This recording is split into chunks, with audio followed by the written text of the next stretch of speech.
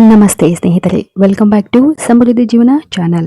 ಇವತ್ತಿನ ದಿನ ವಿಶೇಷವಾಗಿರುವಂತಹ ಒಂದು ಪವರ್ಫುಲ್ ಆಗಿರುವಂತಹ ಮ್ಯಾನಿಫೆಸ್ಟೇಷನ್ ಟೆಕ್ನಿಕ್ ಬಗ್ಗೆ ಹೇಳಲಿದ್ದೇವೆ. ಆದರೆ ಅದಕ್ಕೂ ಮೊದಲು ಈ ಒಂದು ವಿಡಿಯೋವನ್ನು ಪೂರ್ತಿಯಾಗಿ ನೋಡಿ. ಅದಕ್ಕೂ ಮೊದಲು ನಾನು ಈಗ ಹೇಳುವಂತಹ ಇದು ನನ್ನ ಪರ್ಸನಲ್ ಎಕ್ಸ್ಪೀರಿಯನ್ಸ್ ಕೂಡ ಆಗಿದೆ. ನನ್ನ ಲೈಫ್ನಲ್ಲಿ ತುಂಬಾ ದಿನದಿಂದ ಒಂದು ಪೆಂಡಿಂಗ್ ಅಲ್ಲಿ ಇದ್ದಂತಹ ಒಂದು ವಿಶ್ ಇತ್ತು, ಅಂದರೆ ನನ್ನ ಒಂದು ಇಚ್ಛೆ ಇತ್ತು. ಆದರೆ ಅದು ಸಕ್ಸಸ್ ಆಗೋದು ತುಂಬಾನೇ ಕಷ್ಟ ಅಂತ ತುಂಬಾ ಸಲ ಪದೇ ಪದೇ ಅನಿಸ್ತಾ ಇತ್ತು. ಅಂತಹ ಸಮಯದಲ್ಲಿ ಕೆಲವೊಮ್ಮೆ ನನಗೆ 1111 ಕಾಣಿಸ್ತಾ ಇತ್ತು. ಹಾಗೂ ಕೆಲವೊಮ್ಮೆ ಕ್ಲಾಕ್ನಲ್ಲಿ ಅಥವಾ ಮೊಬೈಲ್ನಲ್ಲಿ ಅಥವಾ ಯಾವುದಾದ್ರೂ ಎಲ್ಲಿಗಾದ್ರೂ ರೋಡಲ್ಲಿ ಹೋಗುವಾಗ ಕೆಲವೊಮ್ಮೆ 1111 ಪದೇ ಪದೇ ಕಾಣಿಸ್ತಾನೆ ಇತ್ತು. ಅದೆಷ್ಟು ಬಾರಿ ನೋಡಿದ್ರು ಕೂಡ ನನಗೆ ಅದರ ಅರ್ಥನೇ ಆಗಲಿಲ್ಲ. ನಂತರ ಯಾಕೆ ಹೀಗೆ ಆಗ್ತಾ ಇದೆ ಅಂತ ನೋಡಿದಾಗ ಒಂದು ದಿನ ಅದಕ್ಕೆಲ್ಲದಕ್ಕೂ ಉತ್ತರ ಅನ್ನೋ ರೀತಿ ಆನ್ಸರ್ ಸಿಕ್ಕೇ ಬಿಡ್ತು. ಅದು ಒಂದು ಸೂಚನೆ ಕೂಡ ಆಗಿತ್ತು.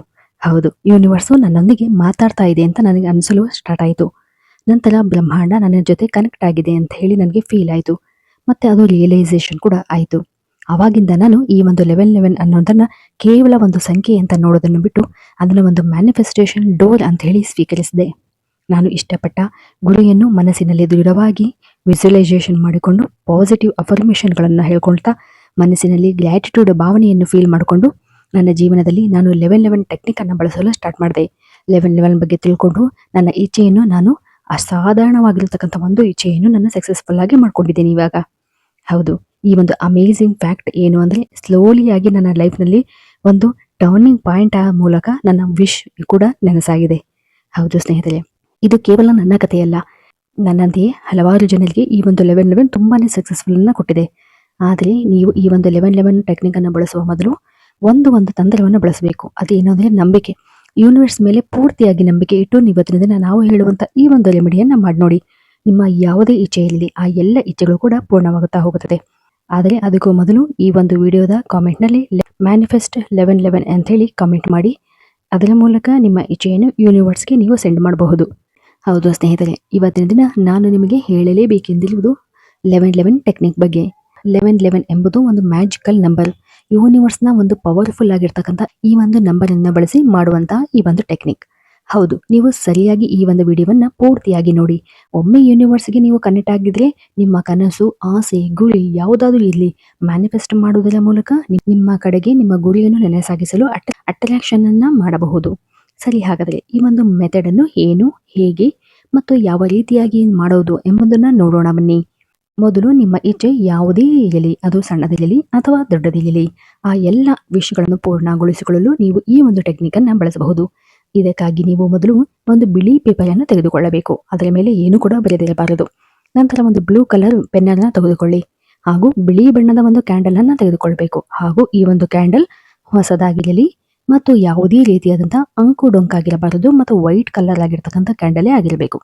ನಂತರ ನಾವು ಹೇಳುವಂತೆ ಈ ರೀತಿಯಾಗಿ ನೀವು ಒಂದು ರೆಮಿಡಿಯನ್ನ ಸ್ಟಾರ್ಟ್ ಮಾಡಬಹುದು. ಹಾಗೂ ನಾವು ಹೇಳುವಂತಹ ಒಂದು ಅಫರ್ಮೇಷನ್ಗಳನ್ನ ಹಾಗೂ ನಾವು ಹೇಳುವಂತಹ ರೀತಿಯಲ್ಲಿ ಆ ಒಂದು ಪೇಪರ್ನಲ್ಲಿ ನಿಮ್ಮ ವಿಷಯಗಳನ್ನು ಬರೆಯುತ್ತಾ ನೀವು ಹೋಗಬೇಕು. ಕಾರಣ ನೀವು ಬರೆಯುವಂತಹ ಅಫರ್ಮೇಷನ್ ನಿಮಗೆ ಸಕ್ಸಸ್ ಅನ್ನು ನೀಡುವಂತಹದ್ದು. ಹಾಗಾಗಿ ಪ್ರತಿಯೊಂದು ಹಂತವೂ ಕೂಡ ಅತ್ಯಂತ ಗಮನ ವಹಿಸಿ ಸೂಕ್ಷ್ಮವಾಗಿ ನಂಬಿಕೆಯಿಂದ ಮಾಡ್ತಾ ಹೋಗಬೇಕು. ಉದಾಹರಣೆಗೆ ನಾನು ನಿಮಗೆ ಇಲ್ಲಿ ಕೆಲವೊಂದು ಉದಾಹರಣೆಗಳನ್ನ ಹೇಳ್ತಾ ಹೋಗ್ತೀನಿ. ನಿಮಗೆ ಯಾವ ವಿಶ್ ಬೇಕಾಗಿದೆಯೋ ಆ ವಿಷಯನ ನೀವು ಕೊನೆಯಲ್ಲಿ ಸೇರಿಸ್ತಾ ಹೋಗ್ಬೋದು. ಉದಾಹರಣೆಗೆ, thank you universe for giving me my dream job. ನಿಮಗೆ ಕೆಲಸ ಬೇಕಾದರೆ ಥ್ಯಾಂಕ್ ಯು ಯೂನಿವರ್ಸ್, ನನಗೆ ಈ ಒಂದು ಕನಸಿನ ಕೆಲಸವನ್ನು ಕೊಡಿಸಿದ್ದಕ್ಕೆ ಥ್ಯಾಂಕ್ ಯು. ನೀವು ಇದನ್ನು ಕನ್ನಡದಲ್ಲಾದರೂ ಬರೀಬಹುದು ಅಥವಾ ಇಂಗ್ಲೀಷ್ನಲ್ಲಾದರೂ ಬರೀಬಹುದು. ನಿಮಗೆ ತಿಳಿದಿರುವಂತಹ ಭಾಷೆಗಳಲ್ಲಿ ನೀವು ಬರೆಯಬಹುದು. ಆದರೆ ಈಗಾಗಲೇ ನಡೆದಿದೆ ಅಂತ ಹೇಳಿ ಬರೀಬೇಕಾಗುತ್ತದೆ. ನಂತರ thank you universe sending me my true love. Thank you universe, ನನಗೆ ನನ್ನ ನಿಜವಾದ ಪ್ರೀತಿಯನ್ನು ದೊರಕಿಸಿಕೊಟ್ಟಿದ್ದಕ್ಕೆ thank you. Thank you universe for blessing me with wealth. Thank you universe, ನನಗೆ ಅಪಾರವಾದ ಹಣ ಸಿಕ್ಕಿದ್ದಕ್ಕೆ ನಿನಗೆ ಥ್ಯಾಂಕ್ ಯು ಅಂತ ಹೇಳಿ ಈ ರೀತಿಯಾಗಿ ಬರೆದು ಅದನ್ನು ಬೆಳಗ್ಗೆ ಅಥವಾ ರಾತ್ರಿ ಸಾಧ್ಯವಾದಂತಹ ಸಮಯದಲ್ಲಿ 1111 ಟೈಮ್ಗೆ ಬರಬೇಕು. ಅಂದರೆ ಬೆಳಗ್ಗೆ 11:11ಕ್ಕೆ ಅಥವಾ ರಾತ್ರಿ 11:11ಕ್ಕೆ ಈ ಒಂದು ರೆಮಿಡಿಯನ್ನು ನೀವು ಮಾಡಬೇಕಾಗುತ್ತದೆ. ಹಾಗೂ 11 ದಿನ ಕಂಟಿನ್ಯೂಸ್ ಆಗಿ ನೀವು ಮಾಡಬೇಕಾಗುತ್ತದೆ.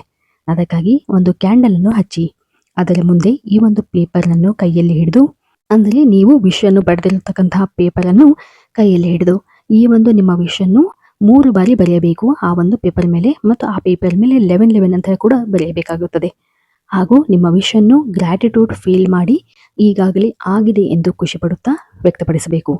ಬರೆಯುವಾಗ ಕೂಡ ಹಾಗೂ ಆ ಒಂದು ಕೈಯಲ್ಲಿ ಆ ಒಂದು ಪೇಪರನ್ನು ಹಿಡಿದಾಗಲೂ ಕೂಡ ನಿಮ್ಮ ಫೀಲಿಂಗನ್ನು ವ್ಯಕ್ತಪಡಿಸಬೇಕು. ನೀವು ಎಷ್ಟು ಚೆನ್ನಾಗಿ ಫೀಲಿಂಗನ್ನು ವ್ಯಕ್ತಪಡಿಸುತ್ತೀರೋ ಅಷ್ಟು ಬೇಗ ನಿಮ್ಮ ಕೆಲಸ ಸಕ್ಸಸ್ ಆಗುತ್ತೆ. ಆದರೆ ಸ್ನೇಹಿತರೆ, ನೆನಪಿರಲಿ, ನೀವು ಎಲ್ಲಿಯವರೆಗೂ ಯೂನಿವರ್ಸ್ ಮೇಲೆ ಬಿಲೀವ್ ಮಾಡುವುದಿಲ್ಲವೋ, ನಂಬಿಕೆ ಇಡುವುದಿಲ್ಲವೋ, ಅಲ್ಲಿವರೆಗೂ ಕೂಡ ನಿಮಗೆ ಯಾವುದೇ ಮ್ಯಾನಿಫೆಸ್ಟೇಷನ್ ಕೂಡ ವರ್ಕ್ ಆಗೋದಿಲ್ಲ. ಹಾಗಾಗಿ ಮೊದಲು ಯೂನಿವರ್ಸ್ ಮೇಲೆ ನಂಬಿಕೆ ಇಡಿ. ನಂತರ ನೀವು ಮಾಡುವಂತಹ ಚಿಕ್ಕ ಒಂದು ಮ್ಯಾನಿಫೆಸ್ಟೇಷನ್ ಕೂಡ ಸಕ್ಸಸ್ ಆಗ್ತಾ ಹೋಗುತ್ತೆ.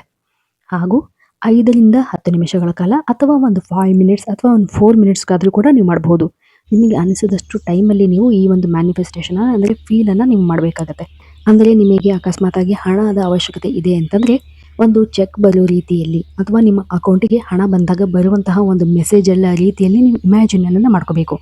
ಡೇ ಪೂರ್ತಿಯಾಗಿ ಈ ಒಂದು ಇಮ್ಯಾಜಿನಲ್ಲಿ ಫೀಲಲ್ಲೇ ಇರಬೇಕು. ಮತ್ತು ಈ ಒಂದು ಸಮಯದಲ್ಲಿ ಮಾಡುವಾಗ ಈ ಒಂದು ನಿಮ್ಮ ಕನಸುಗಳನ್ನು ಪದೇ ಪದೇ ನೀವು ನೆನಪು ಮಾಡ್ಕೊಳ್ತಾ ಹೋಗಬೇಕು, ಹೇಳ್ತಾ ಹೋಗಬೇಕು.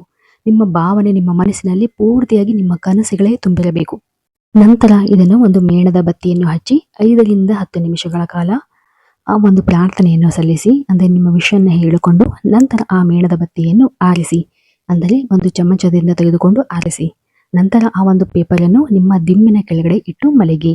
ಈ ರೀತಿಯಾಗಿ 11 ದಿನ ಕಂಟಿನ್ಯೂಯಸ್ ಆಗಿ ಬೆಳಗ್ಗೆ ಅಥವಾ ರಾತ್ರಿ ಒಂದು ಸಮಯದಲ್ಲಿ ಒಂದು ಟೈಮಲ್ಲಿ ಮಾಡ್ತಾ ಹೋಗಿ. ಬೆಳಗ್ಗೆ ಅನುಕೂಲವಾದರೆ ಬೆಳಗ್ಗೆ, ರಾತ್ರಿ ಅನುಕೂಲವಾದರೆ ರಾತ್ರಿ, ಈ ಒಂದು ಸಮಯದಲ್ಲಿ ಮಾಡಿ. ನಂತರ ಮೊದಲ ದಿನ ಬೆಳೆಸಿರುವಂತಹ ಪೇಪರನ್ನೇ ನೀವು 11 ದಿನವೂ ಕೂಡ ಬಳಸಬಹುದು. ಪ್ರತಿದಿನವೂ ಬರೆಯಲೇಬೇಕೆಂಬ ನಿಯಮವಿಲ್ಲ. ಒಮ್ಮೆ ಬರೆದರೆ ಸಾಕು.